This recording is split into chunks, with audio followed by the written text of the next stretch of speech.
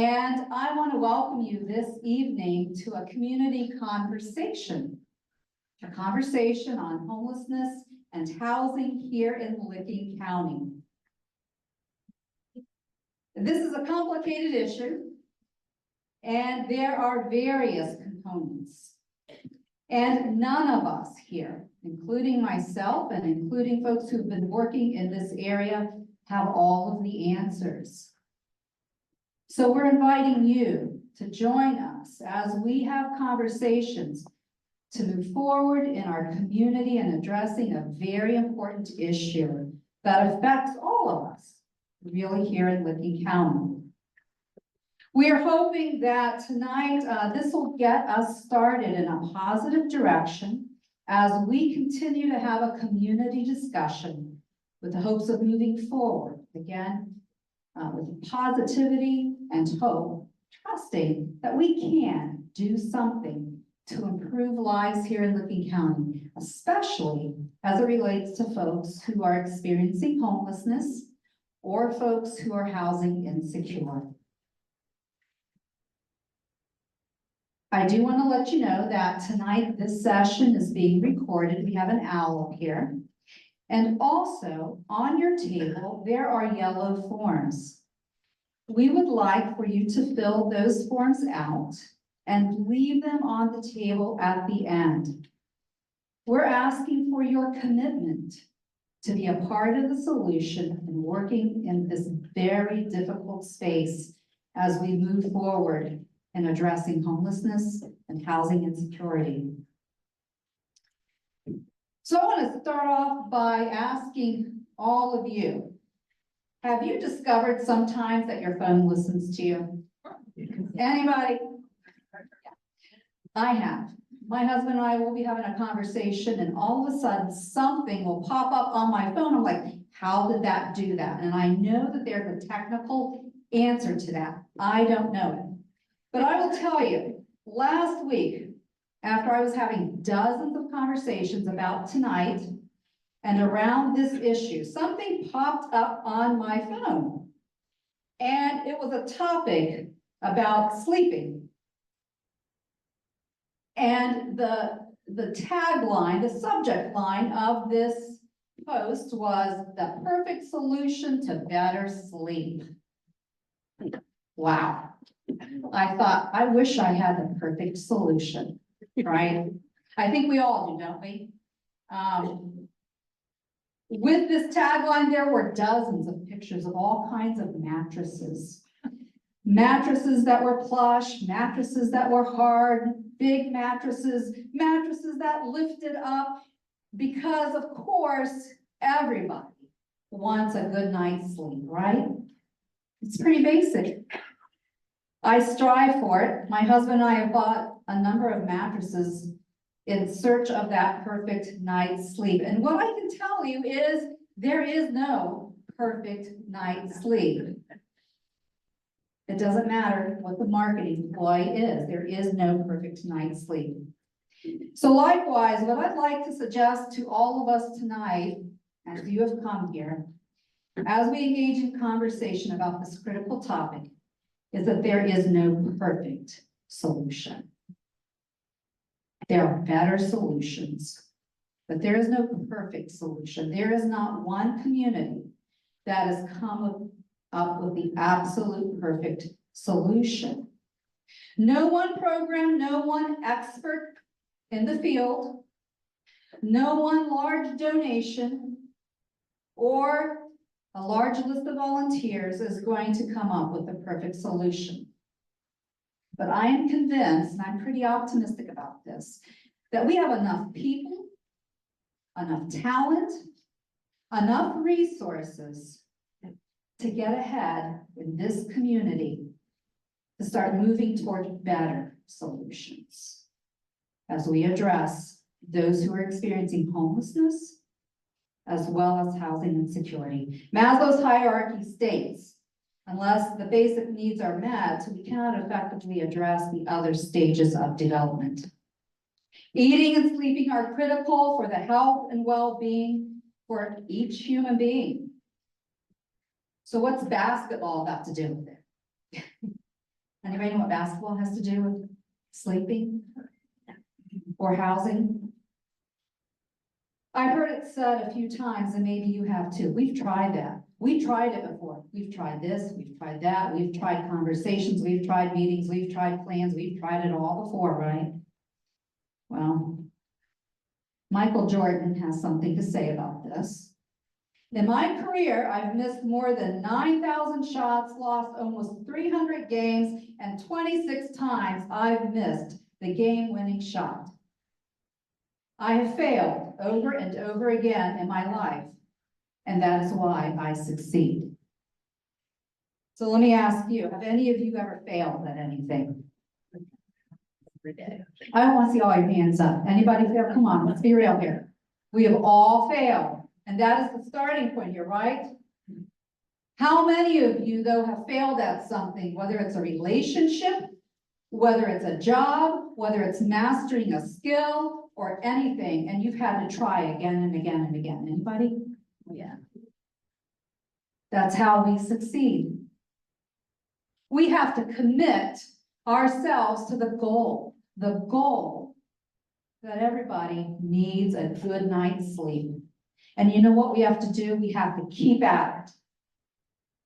We may have to fail a few more times, but what we need people to do is to commit to being a part of getting better, finding better solutions, and to keep at this work.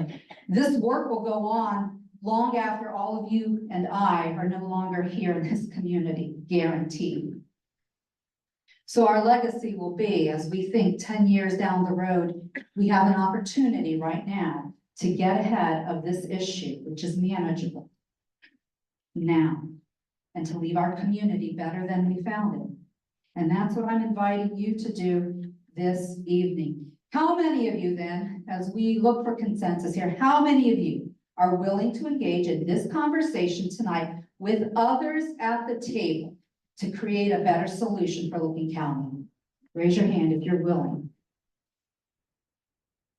So we all agree, we're here with a positive goal to create a better community with the goal of providing better sleep for more people who are struggling in Licking County. Our goal this evening will not be to walk out of here with a solidified plan, but rather a consensus and a commitment to move forward. As I look around at this room, and I know many of you, there's so much talent, so much passion, so much energy, so many resources, but I will tell you, it will require more. There are people who are not here tonight. There are resources that may not yet be in our county. We don't have enough money yet. It's going to take all of us working together, whether you are a direct provider, a volunteer, an elected official, an emergency responder, a corporation, a donor. It's going to take all of us to work together on this issue. So tonight, we're going to begin. We're going to have a conversation. It's going to be conversation with one another, not conversation at one another. It's going to be conversation that says, we can do this and we can do this. It's not going to be, if we do this, well, we can't do this. It's got to be one or the other. We're looking for and. That's what we're looking for here tonight. Everyone will get a chance to be a part of this discussion. So some guidelines for our discussion. First of all, you're going to designate a note taker. There's going to be 5 questions we hopefully can get through tonight, as well as some brief introduction of some of the programs here. You're going to designate a note taker for each one of those questions, and we'll provide for you a sheet of paper with that question. And as you look at the tables, we have intentionally, again, divided folks up. Some folks who are professionally working in this space, some people who are volunteering in this space, some people that are local, some people that are regional, some people that are elected officials, some people that are donors. That's intentional because that's healthy discussion. We all come at this from different perspectives. The second thing is we have on your table this pennant. Some of you are familiar with the talking stick. we don't have a talking stick tonight. But this handy little tool is here for one reason, and that is to ensure that even the quietest, most introverted person gets to say something. Everybody gets to have a voice. Not one person gets to dominate the conversation. And we get to take turns. One person will talk, and everybody will be practicing active listening. When you're done, simply pass this around, give everybody a chance to answer the question. Once everybody's had a chance, you may ask clarifying questions. If you'd like to ask a question, just pass this pennant over to the person who'd like to speak next. We don't want people talking over one another. No sidebar conversations, separate conversations, no one person dominating. Every voice matters. Every voice at this table matters tonight. So that'll be some of the guidelines for our rules to gather as we converse. How are we going to dive into this conversation? Just a brief, little bit of history of where we are with this. United Way, along with many partners in the community, identified safe and affordable housing and basic need housing as a priority in 2016. The opioid crisis came along in Licking County right around that time. At that time, Ohio had the highest overdose rate, #1 in the country out of the 50 states, and Ohio was ranked 49th in terms of providing direct resources to abused and neglected children. 80% of the children that were removed from their homes directly related to alcohol and drug abuse. Changes happened also in our criminal justice system, early release. We won't go into that tonight. The Licking County Task Force on Homelessness came together just prior to the pandemic, and we'll talk about that in just a second. Then we had COVID-19, and some of those plans and discussions, there were actual plans with some deadlines and dates that we were supposed to work on. It got put on hold. We had a pandemic. Then we got great news that Licking County is getting ready to experience a boom of economic growth. That is fantastic for our county. It's an opportunity to ensure jobs and economic sustainability for many people in our community. With that came inflation. We also started seeing, though, more visibility in folks who were experiencing housing insecurity and experiencing homelessness. Licking County has wrestled with transportation for a long time. So that's another factor that contributed to the visibility, particularly in the Newark area. Recent considerations that many of you are aware of. Turn the slide here. Recently, framework, thanks to the T.J. Evans Family Foundation, with the help of consultants, gathered people across the county to work together to bring jurisdictions across the county to encourage collaboration, partnership, and planning for the growth that is coming. It's not if, it is when. For when the growth starts to happen, and it's already started. And that is an opportunity for people to look at that plan and begin to have conversations with one another, because not one community can do it alone, and we are all part of a larger regional area. The 2022 ALICE report that United Way works with regularly was released. In the recent report, 30% of all Licking County residents are struggling. They are at the mercy, as someone said, of philanthropy and market forces. 37% are one flat tire away. So they're housing insecure because they're paying so much money for their rent or their mortgage. Food costs have went up, childcare has went up. We look at healthcare, transportation, all of those things add up. The costs have went up. Wages are not. sufficient to keep up with those costs. So 37% of our community, and ALA stands for asset limited, income constrained, and employed, struggle. Recent point in time count. This is something that HUD requires every community to do at our recent point in time count. We counted 151 people in shelters and 25 unsheltered people. I can tell you those numbers are higher than that. And those of you who work in the industry know that this is the third Thursday in January when it's cold, and it does not accurately capture the picture. However, let me say though, looking at these numbers and some other safe estimates, folks, we have 188,000 people in Licking County. Maybe 100 unsheltered or more, a little more. This is manageable. This is manageable. We can do this. We can.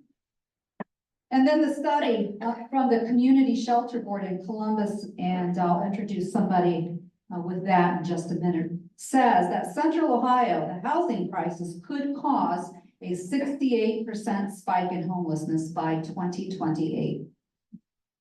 This is our opportunity to get ahead of what's coming our way.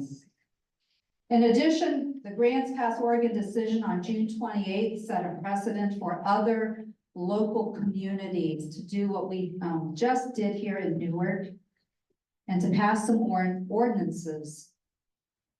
All of those things together have prompted us to now get to work. Let's roll up our sleeves. If anything, it's been a catalyst, as someone said, for providers and citizens and the community to get together and come up with solutions. So we're going to start in the Licking County Task Force on Homelessness hired a couple of consultants. They finished up this work in 2020. We did have one report at the beginning of 2021. The action plan, using the consulting group Analytical Insights, worked on two larger pieces. One, safe and affordable housing. Two, creating an effective coordinated housing system. The whole report's 110 pages. We are not going to rehash the whole report tonight, but that will help us with our discussions. The second piece of this plan was with Lucan Solutions, who was to work with a group of folks to develop a low barrier shelter. That contract was ended prematurely before those plans could come to fruition. So a plan then for addressing emergency housing. We're going to look at shelter space because our shelters are full. We're going to look at low barrier shelters, and we're going to look at emergency mass housing tonight as well. So tonight, our first question as we get started will be to look at, sorry, I'm doing multiple things here. Affordable housing. I'm going to have Corey pass out the first question, and while he is doing that, I'm going to introduce, where's Mike Schmidt? We're going to get Mike. Mike, sorry, we're going to try to get a microphone. We have another one right there for you. And I'm going to have Mike, because we've got some great progress already in this area. So if you want to share. Oh, certainly. Thank you. First, I have to say how impressed I am to see everybody in this room tonight. This is incredible.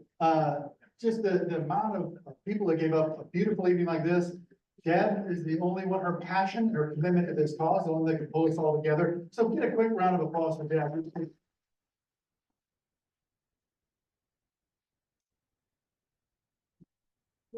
Bringing it together. In 2022, the foundation conducted a survey asking, what is the one thing that can be done to improve the lives of every resident in Licking County? The number one thing that came back, over half said, make housing more affordable.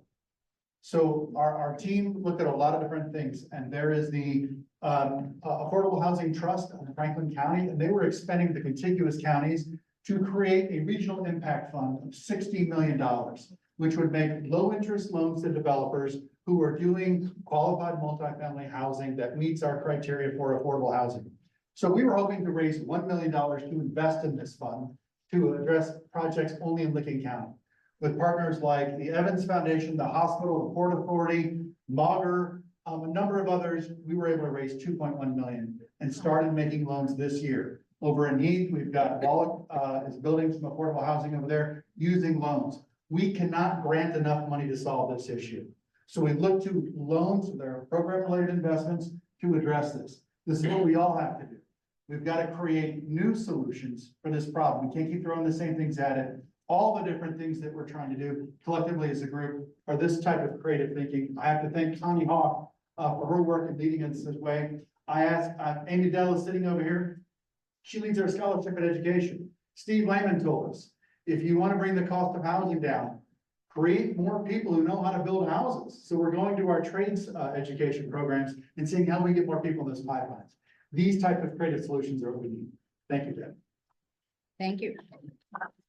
Thank you, Mike. Thank you for everything that Licking County Foundation is doing for our community. We couldn't do it without you. Affordable housing means different things to different people, but basically the money you're bringing home, we hope that it's not more than 30% of your take-home pay. And that looks different for everybody depending on what their own household income looks like. However, affordable housing means a variety of other things in terms of subsidized perhaps housing or permanent supportive housing. I hope Celia came in. Where's Celia? Celia, can we give you the mic and have you say a word about permanent supportive housing? Hi, everyone. I will just echo Mike's sentiment. What a beautiful job, Deb, getting everyone together around this very important topic. My name is Celia Kendall, and a lot of you I already know. For those I don't, I lead Beacon 360 Management. We are a not-for-profit real estate management and development firm that specializes in what's called permanent supportive housing. So many of you all, if you're familiar with Beacon, you know of our senior communities, some of our multifamily communities. But we're taking a different direction as of 2017 to build housing that meets the needs of vulnerable communities. And here in Licking County, we are certainly at no shortage of need for housing that includes supportive services that are embedded in the programs. That means supportive services that are linked within the living environment so that when we do have the more fragile members of our community, they have nothing more to do than to go downstairs or go over into a community center environment and talk to the supportive service providers that could be doing things like offering substance abuse treatment disorder services, case management, liaising with legal aid, all these kinds of things that help really fragile populations to not only get the housing, right? But then once someone gets the housing, it's important that they be able to sustain the housing. And that's really what the permanent supportive model for housing does. And so certainly I hope that as we're thinking of solutions for what we see as a need here in Licking County, we don't forget the importance of the role that our support partners play, right? And that sometimes integrating them into the living environment is truly the way to be sustainable. There's a lot of evidence that supports PSH, that's the acronym for it, but PSH housing as a best practice for certain vulnerable communities. So I hope that this is top of mind for all of you all as we're diving deep to develop solutions. Thank you. So pleased to have Celia be a partner and a leader, not only here, but in many communities out there, and certainly a leader and a partner as we were working on our task force. One other person is Carly Goose here. Carly, would you come up and introduce yourself and say something about what you do? Not right here in Licking County, but certainly regionally in an expert. Well, thank you, and I appreciate the opportunity to join. I'm Carly. I'm with the Affordable Housing Alliance of Central Ohio. We're a nonprofit that does a lot of work around research and education and technical assistance and advocacy to make sure that all of the communities in our 11 county Central Ohio region have the tools that they need to close their housing gaps. And if you'll allow me, I wanted to bring some research that we just finished earlier or probably late last year Because we know that when we talk about housing, a lot of times we're talking about the doom and gloom, the worst case scenario and how bad things are getting. We really wanted communities who are having conversations like this to know what the horizon and know how good things can be. So we asked our research team, what would happen if we cut our housing gap in half? Whatever you do today, imagine it's successful. And here in Licking County, there's 5,000 households that pay more than half their income towards housing. So that is a really significant number. And we know that when you're paying more than half that income, you're sacrificing survival items. It's food for seniors, it's cutting prescriptions in half. If we could somehow cut that down to just 2,500, some of the outcomes we found, we'd be able to add 400 years to the average lifespan. 4 more birthdays, 4 more Thanksgivings. We'd be able to have 3,000 of our current community members who are struggling day to day, be able to enter the middle class. So that looks like stowing away for retirement, maybe a vacation here and there. We look a lot at how housing impacts our children and our education. If we were to cut our gap in half, we would have 764 more high schoolers who would make it through to graduation and they get that degree. And we know that having a degree is so instrumental to your lifelong earnings and how you can contribute to your community. So I just wanted to say thank you for letting me join, and I think that we've got a really good target to shoot for. Thank you, thank you.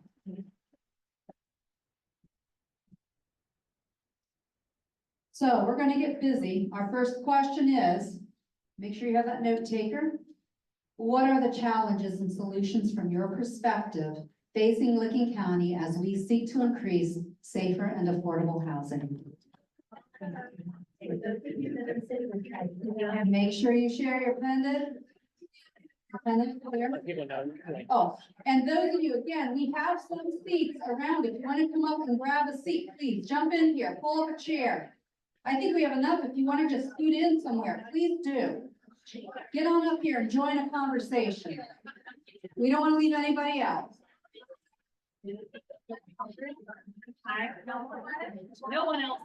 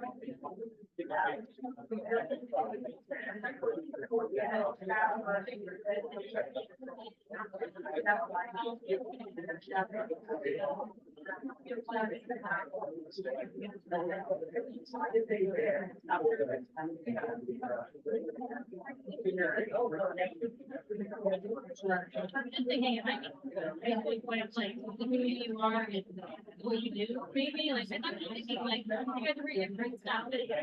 Yeah.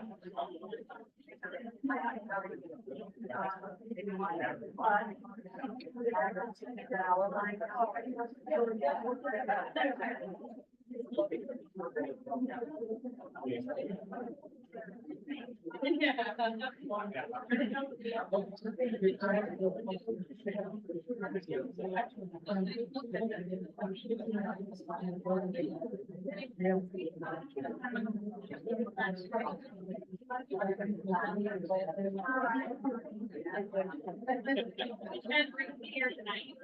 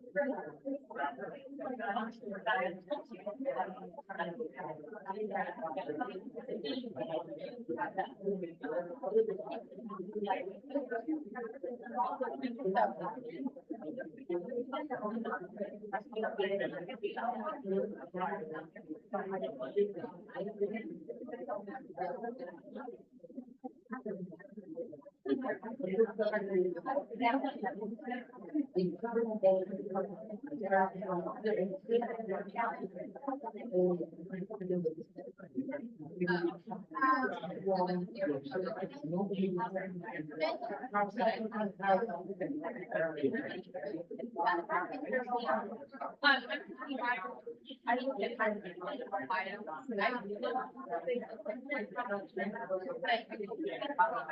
I guess. I'm Deb. Nice to meet you. Justin, Yeah, I think she introduced us. Oh, email or something. Thank you for being here. Oh, she didn't give us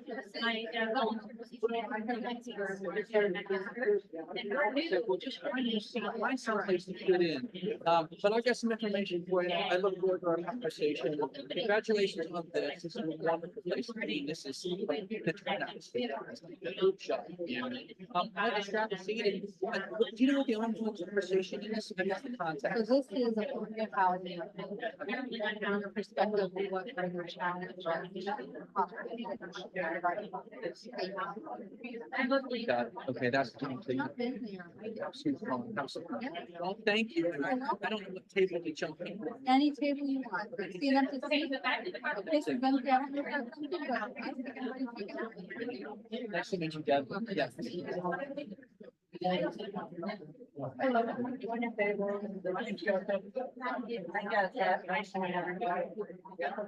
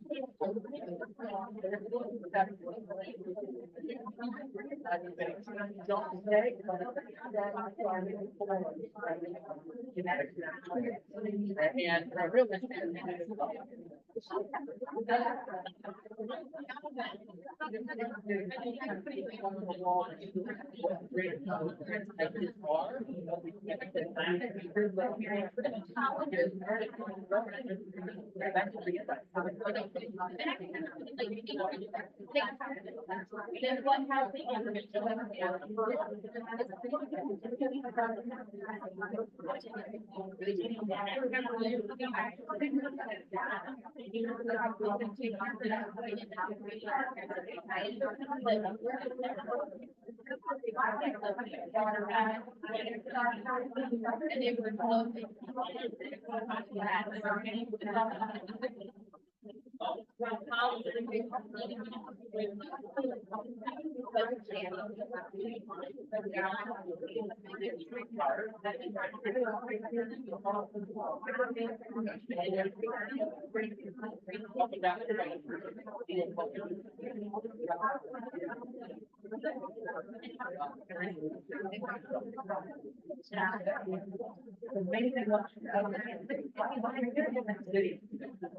And within the right context. I know.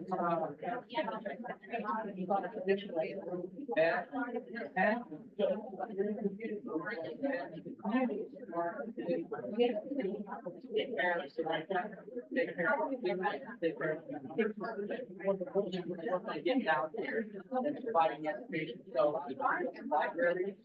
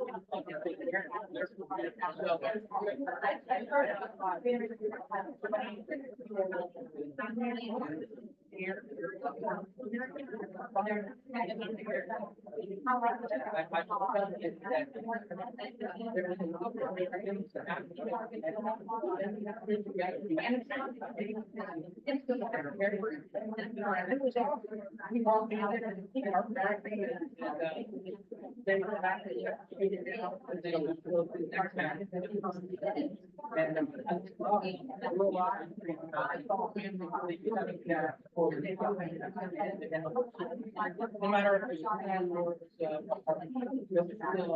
the value of it there.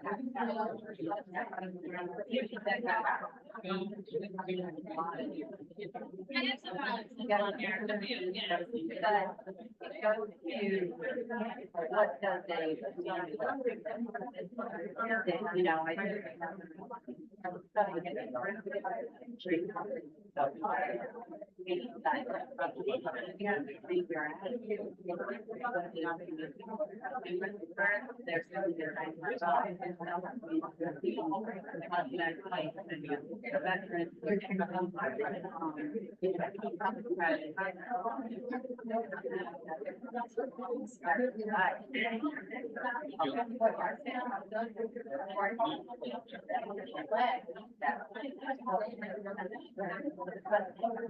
And I don't think we even.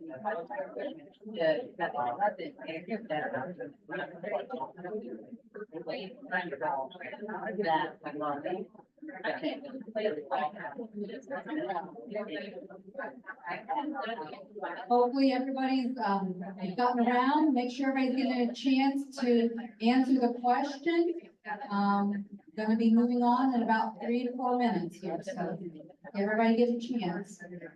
And you're writing those things down on your question paper.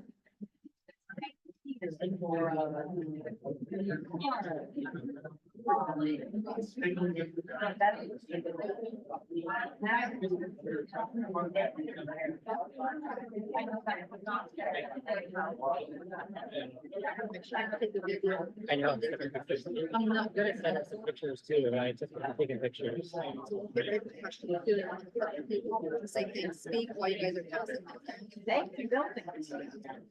Trying to do that even as possible. Doing it right. Yeah.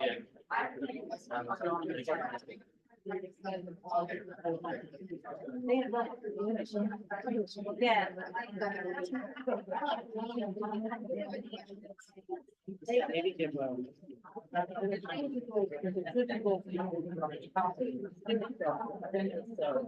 maybe give 15 minutes each for the next one, and we can give us 15 minutes. What do you have at the end?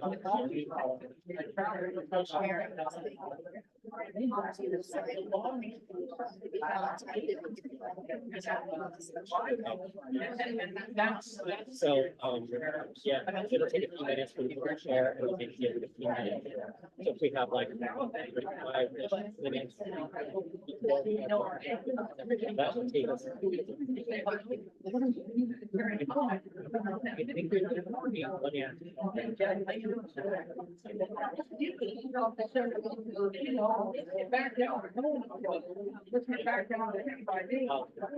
So narrow makes sense.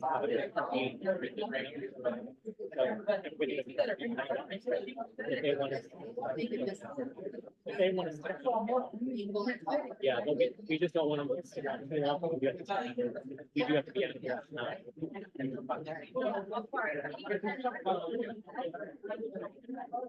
3 minutes left.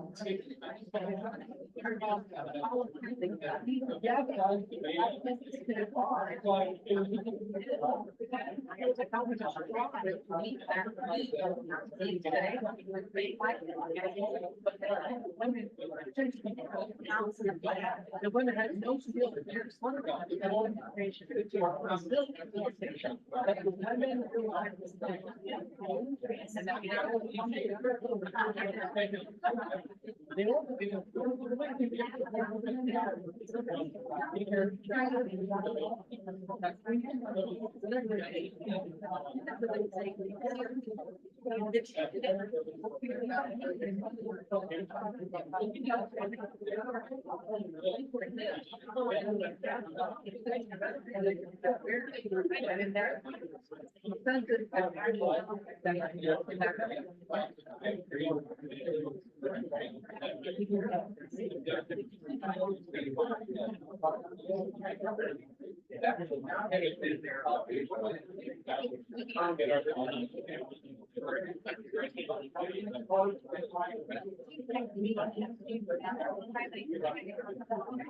One minute.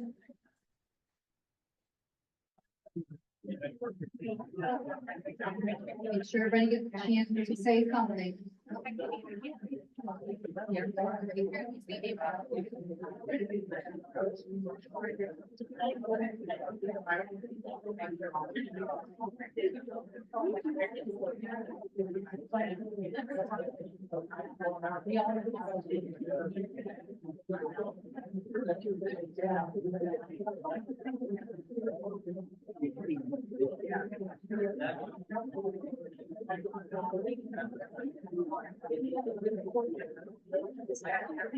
Okay, could you raise your hands if you're at a table? That's at least had everybody at the table speak. Has everybody at your tables had a chance to say something?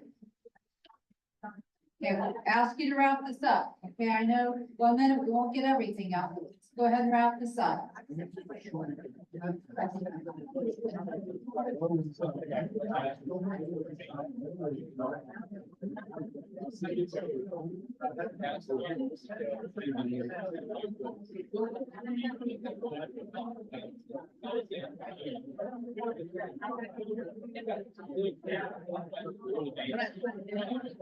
Okay. I have heard a lot of great conversation going on. Again, this is the beginning of conversations, and as we move toward doing something better, certainly not the final word. There's never a final word around these issues. We're going to move on to the second conversation together. The Licking County Task Force on Homelessness. In addition, analytical insight working in the area of affordable housing, there was a lot of conversation about how to improve an effective coordinated housing system. We all have different teams. Maybe you're working with permanent supportive housing. Maybe you're working with supports to housing. Maybe you're providing rapid rehousing. You know, a lot of people are doing a lot of different things. But we have to be a team of teams, moving all in the same direction to create a better, effective housing system in Licking County. We've got to know what each other does. We've got to communicate regularly. We've got to find ways that we can combine information, our systems. That is going to be one of the ways that we are going to be able to leverage more dollars to our community. If there's a piece of that system that's not working well or moving in the same direction, it's kind of like a group project, then it's not going to be as effective. And we hope that everybody will commit to working on their piece of this system, whatever that is, and being a part of a team, a collective of teams moving in the same direction. We have a few people, again, there's many, but one of the important folks on a state level in working with this is Ohio. And Douglas argued, where's Douglas? Douglas, could you come up and share a few words? Or there's Corey with the microphone. Stay right where you are. That's good. I prefer to stay right. Hi, good evening. I'm Douglas Argue. I'm the managing director for the Coalition on Homelessness and Housing in Ohio, otherwise known as Ohio. We are a statewide organization, and one of our main functions is training service providers, offering them support and technical assistance to understand how housing systems can work together to end homelessness and create more affordable housing in their communities. We have been doing this for over 30 years. The state and federal regulations are complicated. They are not easy. In some ways, they conflict with each other. And it is our job to help support communities and service providers, particularly in understanding their piece of that puzzle so they can all fit together into a cohesive picture and you end up with a smooth, operating, coordinated system. Again, not simple and easy, but that's what we do simplistically. And we have been working with Licking County and Newark for a very long time, and we will continue to do that as long as we're needed. So please feel free to reach out to us for additional support and information. Thank you, Douglas. Let's give him a round of applause. We could not do what we do. We wouldn't have the services we have if we didn't have support from Ohio. So we are really appreciative of everything you do. We've got a couple of other folks in the room too. Licking County Coalition of Housing, who has been in the forefront, leading the charge, working in this area too for a long time. So where's Trina? Trina, would you, with Mike, and say something about Licking Coalition of Housing? Sure. So LCCH is what I'm going to say because it's a mouthful to say anything else. So LCCH, I've been there for 13 years, but the agency's been around for 30. Right now, I've got 15 housing programs that are permanent housing programs. We're not emergency shelter. I don't have emergency housing.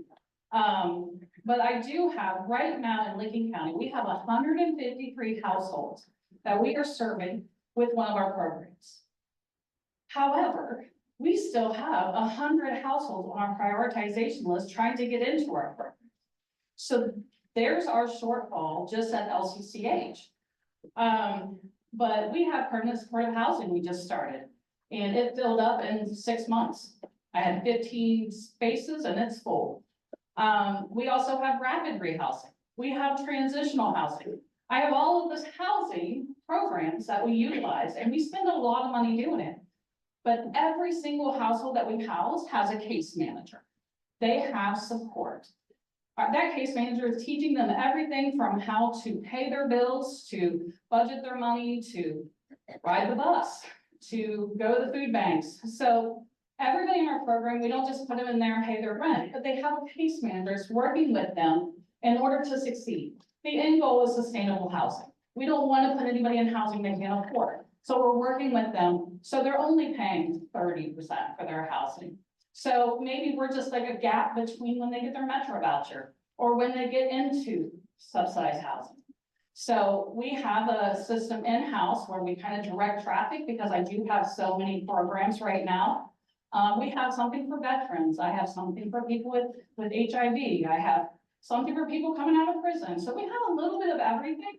And so every day we're talking about our list of prioritization and saying, okay, where does this person, where are they going to succeed? And then we give them their options and we let them choose. And so it's busy, it's interesting. There's a lot of regulations that I follow. And Ohio is always there to help me go through those regulations, but we're federally funded, we're state funded, and we are locally funded. And it just takes all those dollars to make that happen. We're actually in 12 counties right now. Licking County, of course, is our biggest. So out of those 153 households, that's 211 people that are housed because of our programs right now. So, but there's more work to do. And it's wonderful to see all these faces. Everybody is working towards this common goal. And the only way to get to this is to get more housing that we can access. So thank you. Thank you.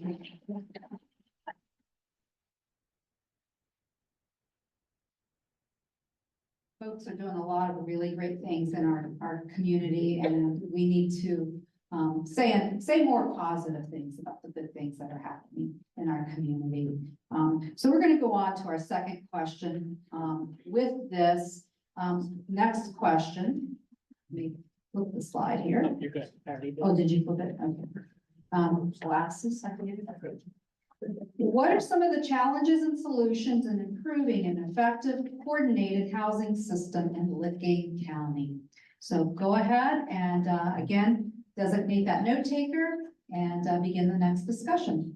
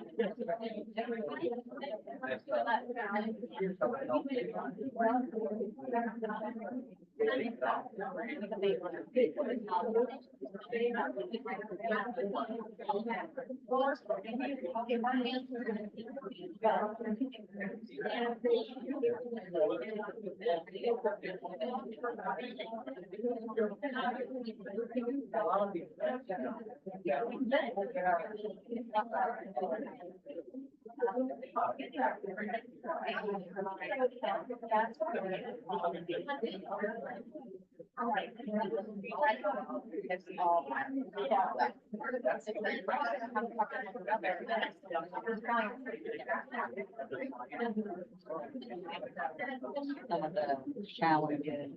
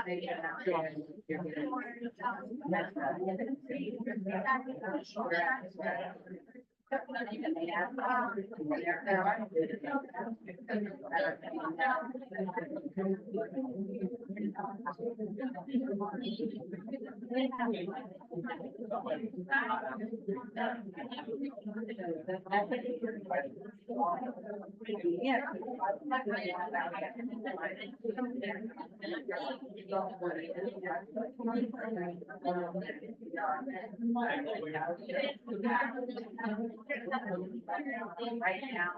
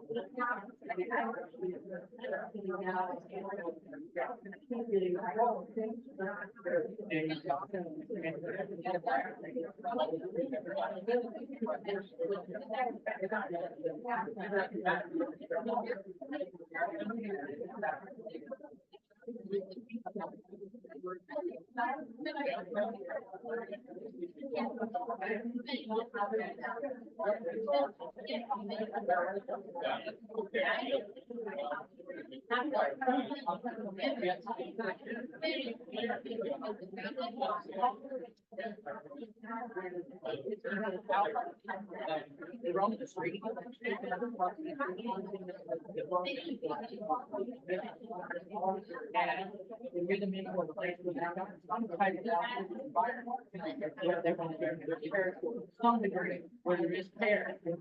So,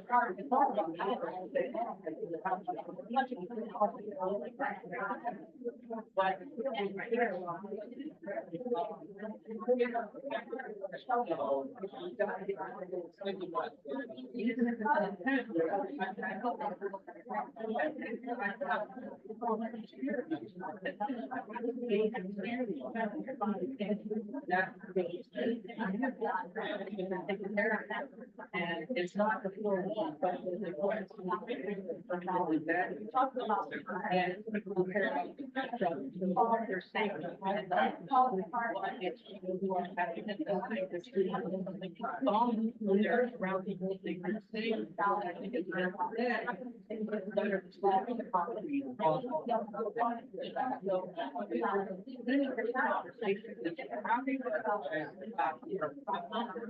And I don't know how long it takes.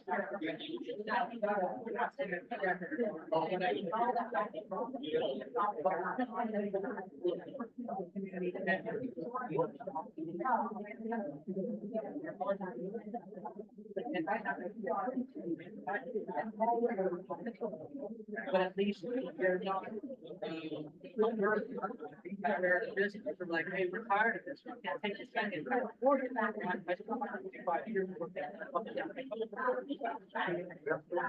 It's just like, you can't take it anymore.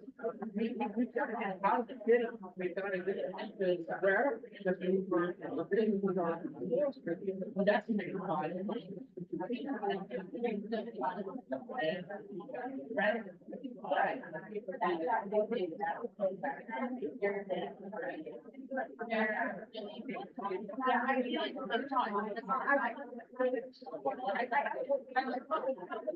You're bringing up like.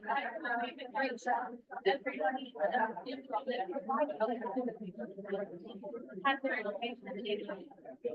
In that way.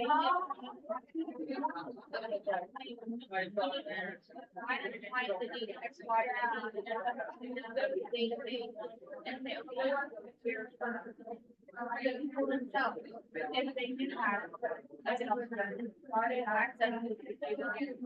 People to look at.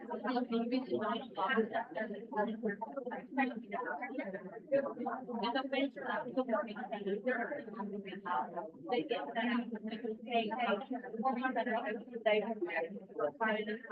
Go here for routine, go here for that one. Started.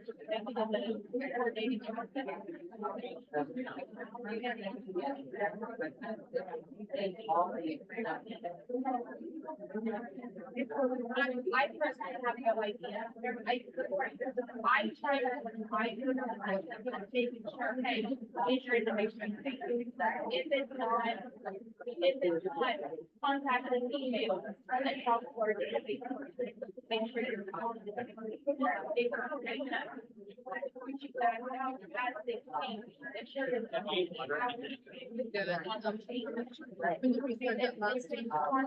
We added the last one out of quarter two. So I'm not sure. Oh. Yeah, I would say maybe here. Not too long, just so we don't run.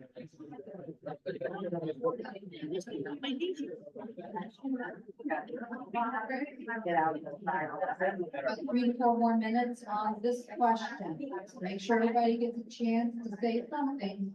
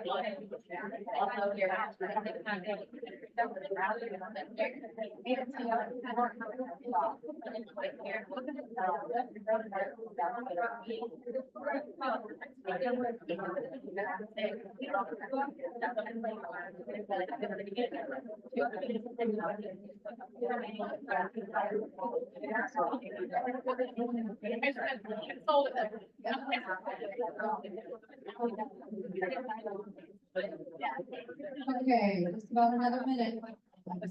Hopefully everybody's had a chance to offer something to the conversation.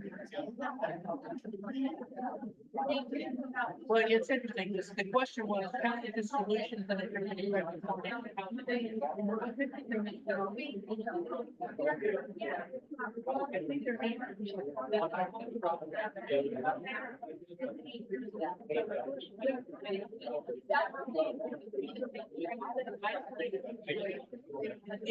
Hold another table with him and see.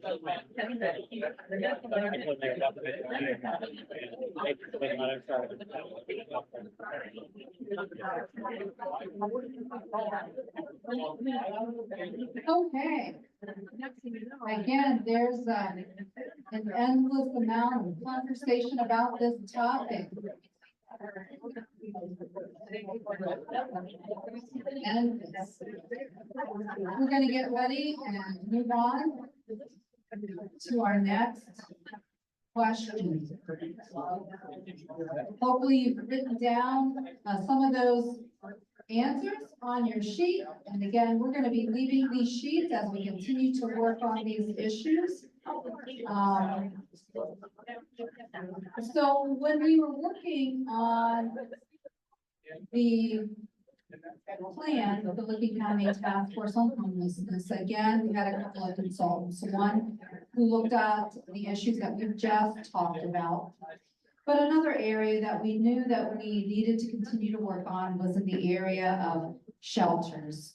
Simply having enough shelters, having a low barrier shelter, and then more recently, I've always been in conversations about what do we do with mass emergency sheltering needs. And so to get started on this question, I will let you know, we did some work. We did a field trip. We took leaders over to Columbus to talk with the Community Shelter Board. Truly, they are known nationally for the work that they have done, and they will tell you too that, again, no organization or system is perfect, right? But they do a really good job, really good. And so we have with us this evening Shannon, and I'm gonna let Shannon introduce herself and talk a little bit. Shannon, what I want you to do is talk about the Community Shelter Board, and then also, could you say a little bit how that works, but specifically also, what is a low barrier shelter? Of course. Yeah. Wonderful. Thank you for the invite. Always excited to talk about solutions that have to do with the most marginalized of our community. I'm Shannon Ice, I'm President and CEO of the Community Shelter Board. The Community Shelter Board is really unique in the county of Franklin County. We serve the entire region as well as the city core. But starting off 40 years ago as really being a coordinated system around the shelters. And as I was saying here, it was started by 3 people, maybe a couple of names that you may know, the Schottensteins, the Lazaruses, and only one woman there, the Jeffreys. And that was done out of philanthropy and benevolence, which I know a lot of people are here representing. But I was saying here, but that was also done and formed the Community Shelter Board with a couple of assumptions and premises. As the first is that the county and the city were working together to give dollars in first. The shelter system is not subsidized by anyone else except county and city. And then here comes benevolence. If you don't have the county and city in, benevolence will not scale it and it can't be sustainable. It is impossible. The second is that the business community came in. And the business community came in by both private donations, foundations, and grants. Then here comes the business community demanding that the county and then the private donations and grants then had a suitable system that responded and that was ready. And so here we have a Community Shelter Board, and we called ourselves a coordinated system. And HUD, and we went for grants for HUD. HUD does not fund shelters. It doesn't give $1 to it. Why? The federal government says shelters is not our issue. It's yours. It's the community's issue. HUD funds the county seat, and it is funded off of a competitive process, and it is used for what? Housing. And that housing can be in many different forms. It can be temporary. It can be permanent supportive housing, which you can set back there. But it also can move towards capital, and then it funds programs to sustain that housing. What the expectation is that there's naturally occurring affordable housing. That means that houses must get old, that apartments must get old, because all of us move through, all of us, even if it's transitional, some level of transitional housing, poverty, and then we grow up. And you need that housing that's low, very low income, because it helps communities. The most expensive thing any community can do is build a shelter bed. That's what I do. It's expensive. Why? I can't get it subsidized by anywhere else. I can't get it subsidized by the federal government, and I can't get it subsidized by the state. What I can get subsidized is housing. So the solution must be housing. Shelters worked back then because our counties were able to be right-sized for not this huge economic boom. That's not what we were back then. We had it, we had manufacturing, in fact, we had the middle class, I say this, and we had lots of benevolence in our community between churches and families. That's gone. Why? Because the middle class is gone. I'm not trying to be bleak here, I'm just trying to be clear.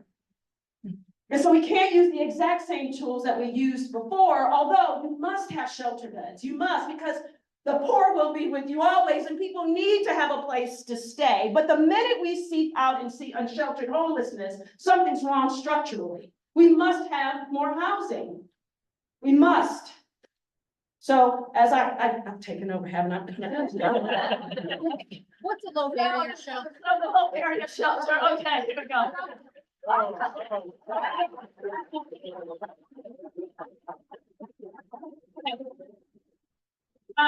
Low barrier shelter. So the HUD came in and I appreciate you saying that, Deb. HUD came in and they studied us. And they studied this community in Columbus, this regional response, and they called this a unified funding agency. And they said, this is the premier designation. They called it, they put a name on it. And they asked other communities to do this. Why? Because it allows you to compete for money, bring money into your community, push it out, and they don't ask for it back. Oh, they don't ask for it back when you have this UFA. There's only 14 others across the country. That's it. Us and 14 others. It is the most premier level. But what it allows you to do, because you never send money back and you're able to compete, is you get to then create a response system at every level. So low barrier. Low barrier means that you must not earn your dignity to walk through my door. I'm not going to ask you anything. I'm just going to have you walk through my door because you're a human being. You deserve dignity in a bed and a shelter. Yeah. The number one reason why whole communities have shelter is why? Because people die of exposure. Well, we can't have that. So we must have low barrier because we don't want them in the hospitals. Why? It costs too much. And second, a bed is less than that, but I'm going to say again, housing is less than even that. Okay. Shannon, thank you.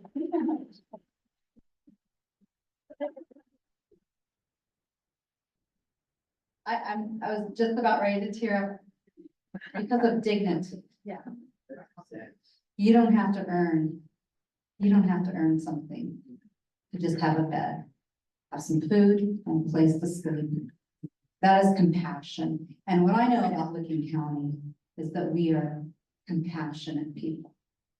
And I believe we have enough compassion in this community to solve this issue. So when we need to get people off the streets, we have got to have solutions. We've got to have beds and then move them through these beds to permanent housing solutions, affordable housing, permanent supportive housing. We have someone who here runs a shelter. I want to let Tim, do you want to say something about Salvation Army? It's our oldest existing shelter. I don't think I need that. No, you do. You do. Yeah. Go ahead. Because we're recording it. Talk about Salvation Army for a minute. So first of all, a little bit about my wife and I. We've been here 2 years. Prior to this, we were in Worcester. And that was our first experience with shelters, with sheltering. My wife and I have never run a shelter in our lives. So when we first found out we were going to a shelter, we were going to have a shelter on our building. That caused a lot of questions. Sheltering is not my background. And so I had to start thinking about what that meant to me to have a shelter. What does sheltering mean? What is that all about? Someone who does not have a bed. Someone who does not have a place to sleep. Someone who doesn't have safety. See, that's a safety net program. Sheltering is a safety net program. That's what we look for. One of the things we did in our previous shelter and in here, we changed the language of our shelter. We don't refer to the people who come in as clients. We don't refer to them as homeless. They are our guests. It's like coming into your home. Yeah. I don't ask you anything about who you are. I get your name, I get a few statistics. But you are a guest in my building. That's any program that comes into my building. Our feeding program, our shelter program, our church program, whatever it is, you are a guest in my building. And because you are a guest, you have a level of respect just by walking into my building. So here in Newark, we have, correct me, I say 55. Upwards of 55 bed shelter. Single men, single women, families. Now, during the warm weather months, we are not full. It'll be starting now as it gets colder. We're gonna be filling up completely. I want to tell you one story, and then I'm gonna give this back to Deb. We have a family of 9 in our shelter. Mom, dad, 7 children. Wow. Yeah, wow, that's right. They don't want to be in our shelter. They want to be in their own home. They want to be in their own space. They have fallen through the cracks in our system. Fortunately,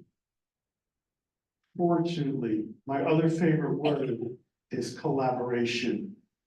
We've been able to work with many of the agencies in this room. And it's my understanding that there's a house that's they're getting ready to move into a house of their own after, get this, 9 months. Most shelters are 60 to 90 days. Wow. Most shelters are 60 to 90 days. This family has been here for 9 months. Sheltering is a safety net, but it should always be there, like food and water and air.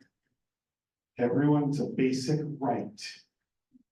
A place to stay, a place to feel safe. But when the system fails, thank God we have programs like this.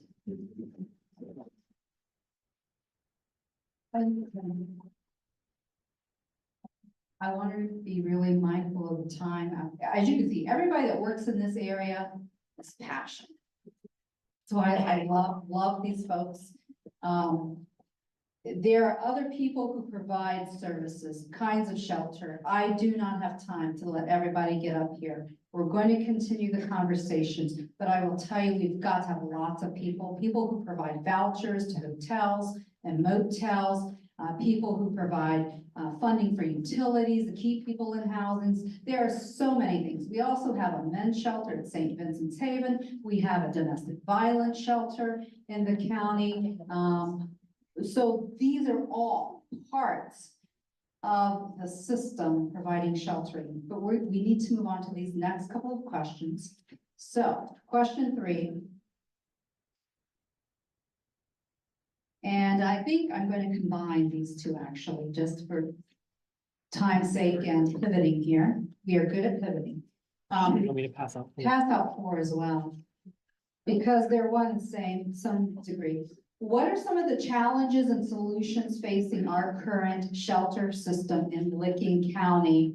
And then really part B of that can be, what do you think might be the challenges and solutions in developing a low barrier shelter in Licking County? And go ahead and start that conversation. I think there you go. So those questions are coming around, and go ahead and get started.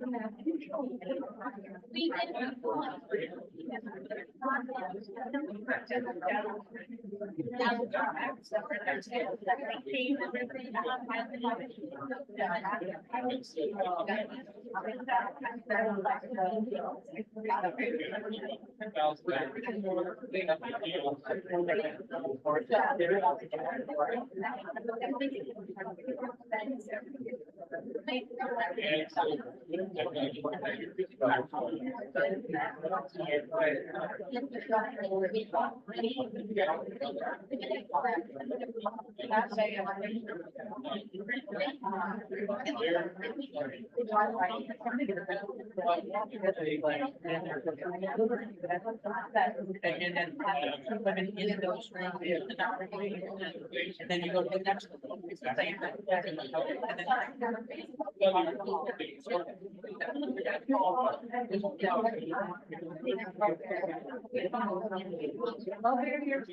No, there's no barrier. Warming center that are. No barrier.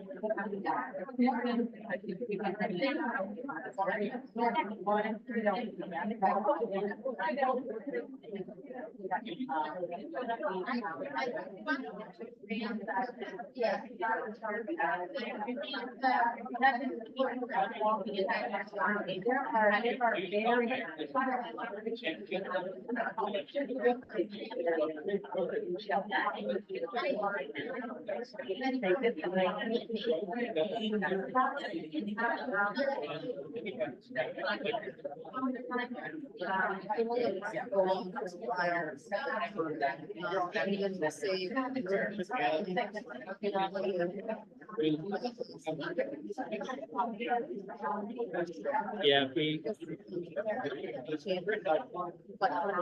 I know, loved it. I'm so glad we got this.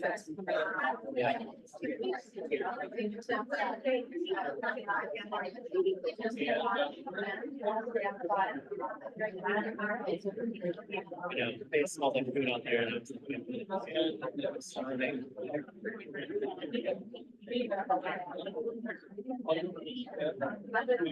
Like, hey, we're gonna get another. You sure you don't want water or anything? I'm sure you don't need water.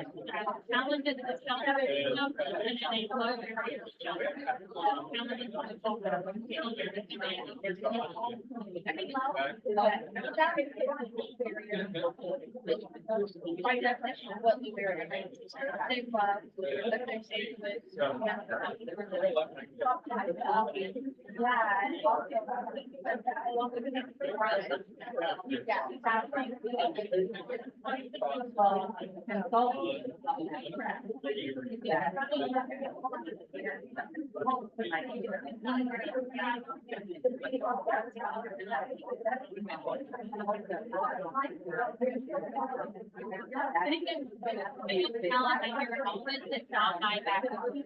I love you to do it, but not here. Stay over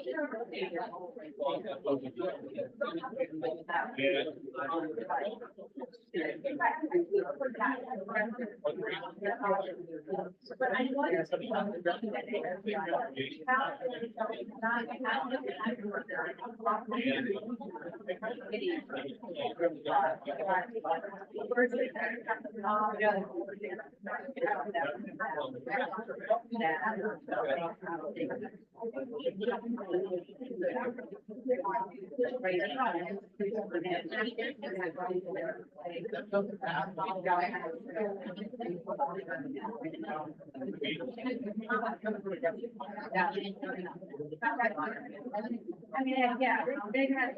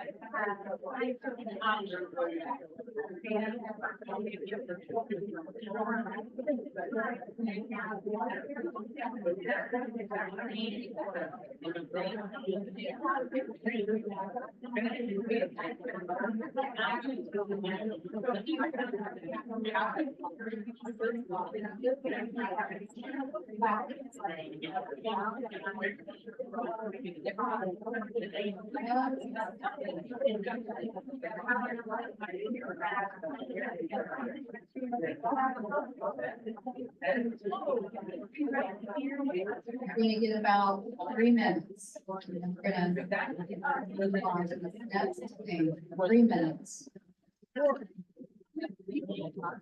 3 minutes.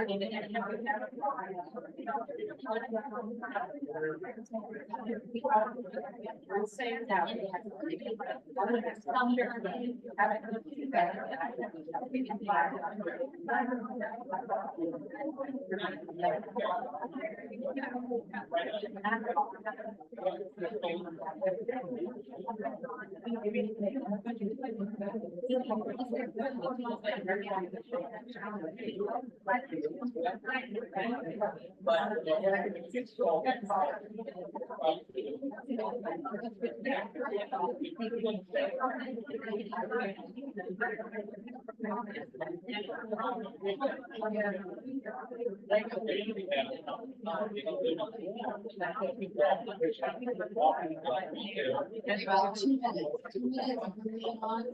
One final discussion.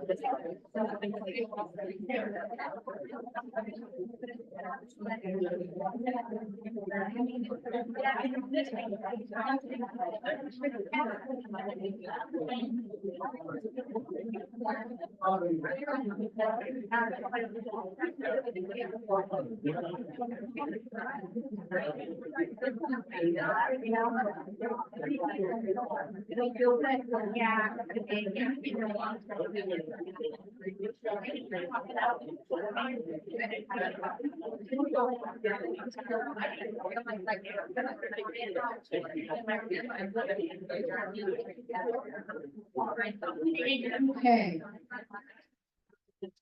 One final issue has come up and we've started to dive a little bit deeper in as we think about shelters.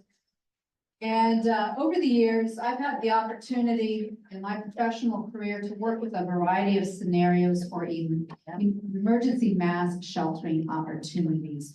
Maybe some of you have been through a situation, maybe it's a tornado or a hurricane or a flood, or it's cold, or it's really hot, or we have a derecho. My first week back here, not first week, but shortly afterwards, we had a derecho right here in Licking County. And we needed to provide emergency food mandated. So some organizations have these federally mandates, but no funding to back up these mandates. Red Cross was charged with providing 30,000 some meals, but didn't have a kitchen or a generator to do it. They had to then cooperate with Salvation Army. Then they looked for funding afterwards because that wasn't in their budget. Lots of things happen to cause mass emergencies, fires, hurricanes, floods, etc. We have, over the last several years, a good group of very committed people. The administration of our emergency warming shelter is out of the Licking County Foundation, but there's a team of experts who work in this area. So I would like to introduce Sean to just say a word about what constitutes an emergency mass housing situation, And, what are some of the things that we're working on and how can we all be a part of preparing? That's a loaded question. I'm gonna. So we started that warming center task force in, I think it was 2017. And it all started from a phone call from Reverend Jeff Gill to me.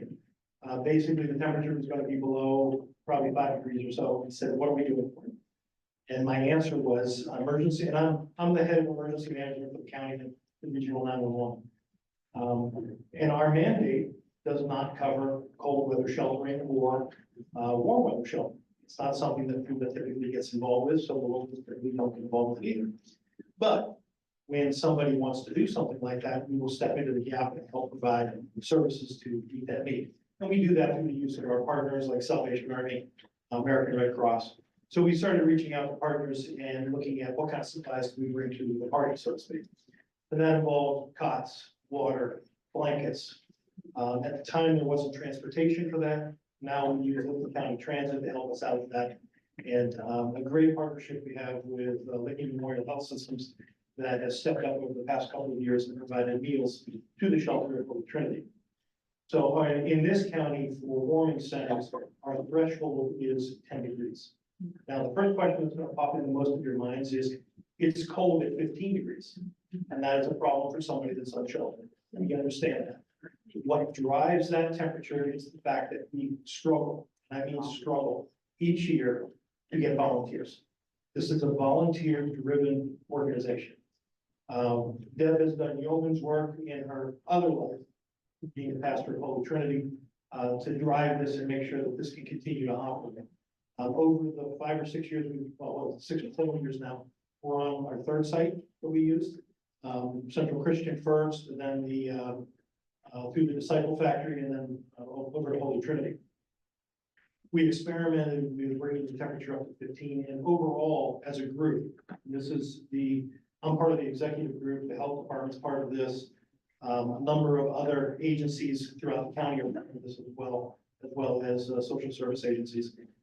We brought it up to 15 degrees, and we went from an average of 6 to 7 nights a year up over 15, including 3 or 4 nights in a row that included over Christmas a couple of years ago, where we ran into issues with staff. Who is going to staff this over a holiday? Well, think about that. Are you willing to walk away from your family to provide for that? Yeah. And you can see where the challenges lie. So we've done this also on the warming center side. We're trying to expand that network. Our goal, quite simply, is to be able to provide shelter under the temperature of 32. It's going to be a while to get there. We're going to need multiple sites in the county to do that. We're currently working with the city of Pataskala in an effort with a parallel group down there to try and do this because their homeless situation is different than our homeless situation in Newark. They see quite a few folks that are transitory homeless that they come up and work in the big boxes 3 or 4 days in order to go out of the cars because they're financially challenged. Can't afford to commute back and forth. So it's a different issue. We're trying to find a home for that right now. And we're working with a couple of churches to try and do that. Now, the next question is, what about natural disasters and man-made disasters? And we're all familiar with what happened with Hurricane Helene. Typically, that would be through our agency. We would reach out to Red Cross. Red Cross would open up a shelter. They're our partner with us. Those shelters are transitory shelters. The very first thing I think about when we turn a shelter on like that is what do we do? How are we going to turn that shelter off? Because we're not in that business. We don't want to be in that business. Red Cross doesn't want to be able to do that long term. They can't. They don't have the staffing or the resources to do that across every community in the United States.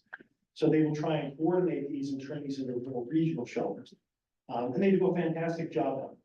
They're all challenged. Every single one of these social service agencies that has volunteers are all challenged right now after COVID with maintaining volunteers. So, and I'm sure everybody here knows a story or two about that. If it reaches the federal threshold, and there's a couple of things that you need to understand with this. For a federal disaster to be declared, we have to first get the state to buy into that. I need to see one of two things, either 25 destroyed homes over the course of the disaster path. That could be flooding, that could be high winds, tornadoes, whatever. Or a dollar amount for uninsured losses. Once we reach that threshold, the state will then send it to FEMA.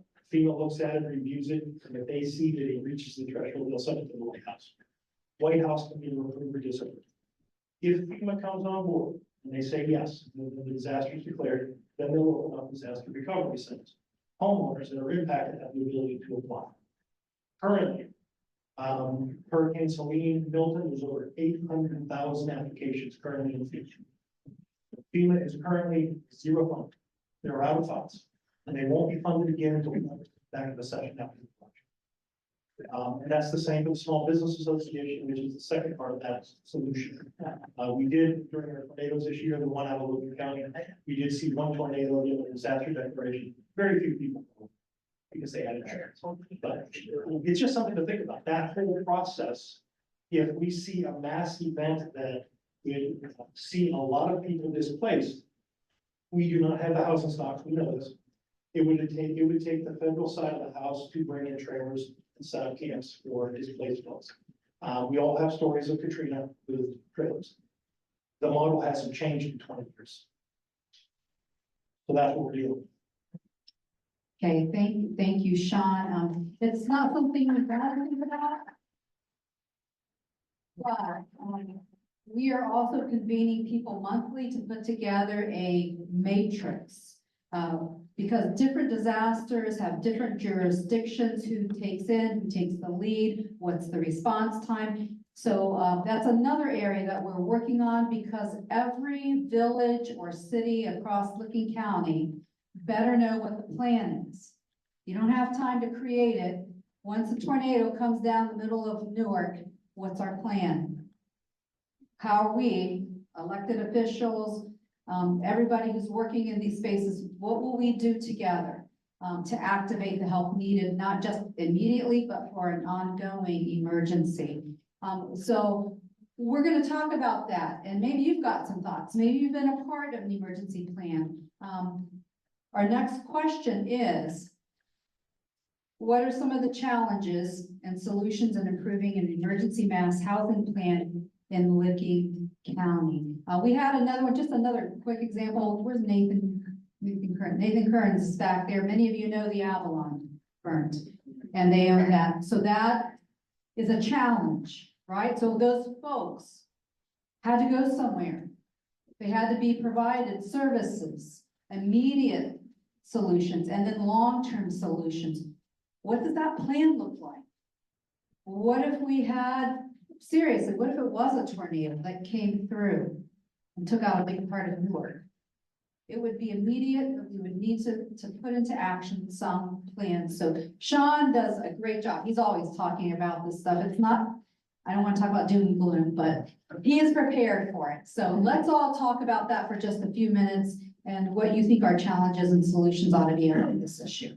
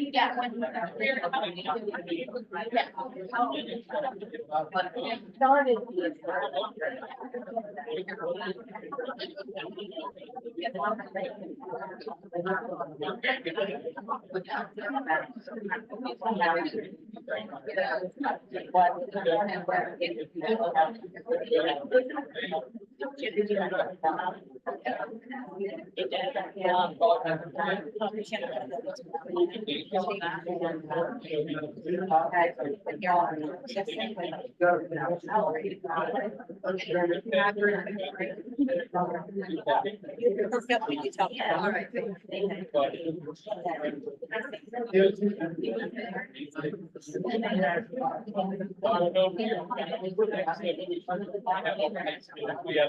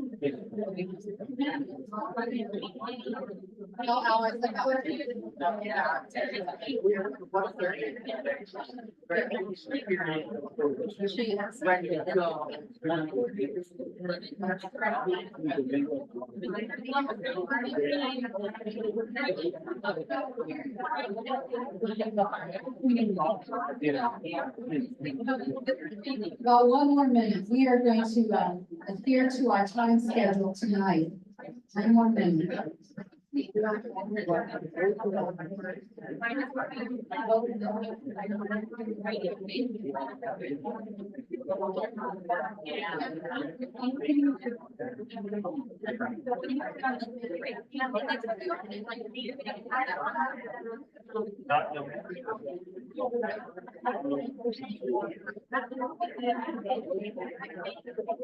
Okay, folks, we're gonna wrap our table conversations up and end with just a few more call to actions here and a follow-up.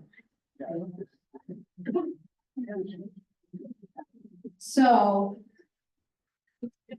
what I want to say is it's been wonderful having everybody here.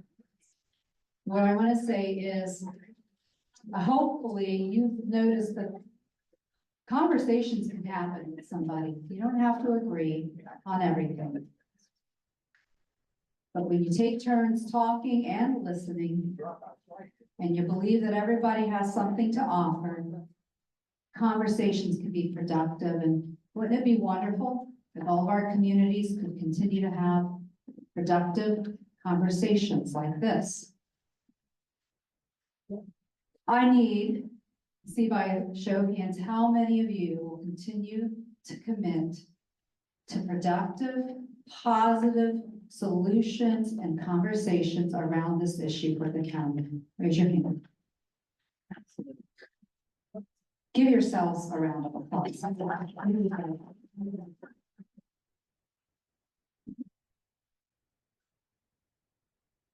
We got a lot of work to do.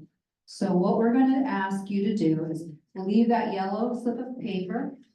Our staff, let me just tell you, a couple of weeks ago, and some of the folks who've worked with me many years know, sometimes I'm like, hey, I got this idea, let's do this. And I get going. And so we've been putting together this event. As we've been moving, we thought maybe we'd get 40 or 50 people. We had to change venues, then we had to expand rooms, then we had to open registration up, and then more people, and we made phone calls. So let's give the United Way of Licking County staff.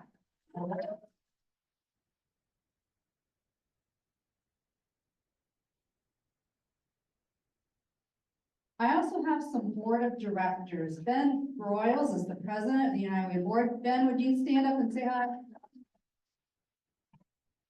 And if you are another board member of the United Way, could you stand up and say hi too? Say hi and wave.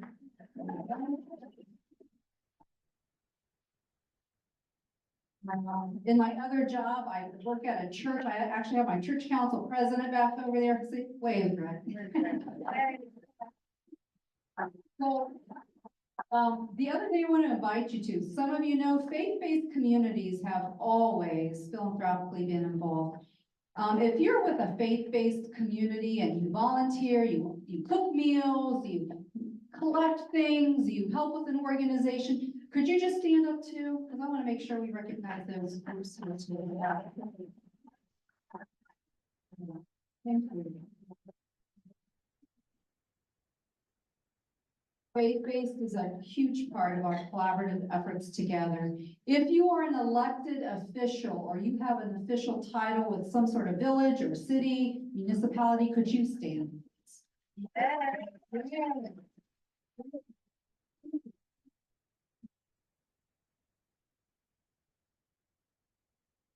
We pray for all of our elected leaders, and we know you got a hard job, but we're here to help you.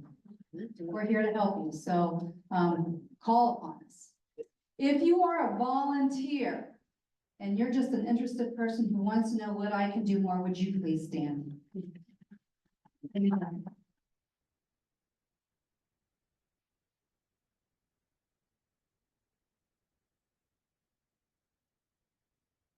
Most of these programs cannot exist without volunteers. We need more volunteers. Invite your friends, invite your neighbors. There is something for everybody to do. We have a volunteer hub. We will get you connected with plenty of organizations who need volunteers. We need your help. You can donate. How many of you donate to help housing in some way? Raise your hand. Yeah. We can't do it without donations. I'm sure that Mike Schmidt at the Licking County Foundation would be happy to receive $1 million check for the Affordable Housing Trust Fund. United Way's been here for 93 years. If you want to make a donation and earmark it for housing, it will be used for housing. There are many ways to contribute, to be involved. Leave your yellow form on the table. We will contact you. We will let you know about future opportunities to be engaged in these conversations and get you connected. We don't want to see anybody who wants to do something be left on the sidelines. There's something for everybody. Faith-based communities. We gather once a month. Newark Area Ministerial Association's been meeting for many years, and we rotate churches. So I saw some faith-based folks out there. If you are a pastor, or a deacon, we invite you to come. The pastors meet, once a month. Our next meeting is next Wednesday at Highwater, UCC Church.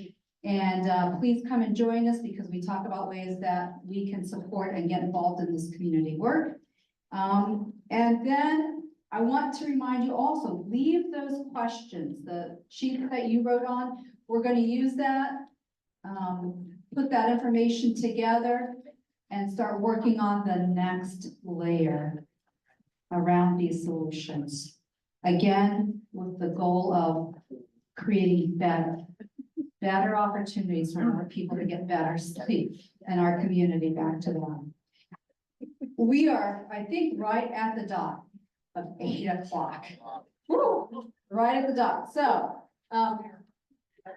that will conclude this formal part of our time together, but if you want to spend some time following this and reaching out to the person across the room and saying, hey, what about this? What about that?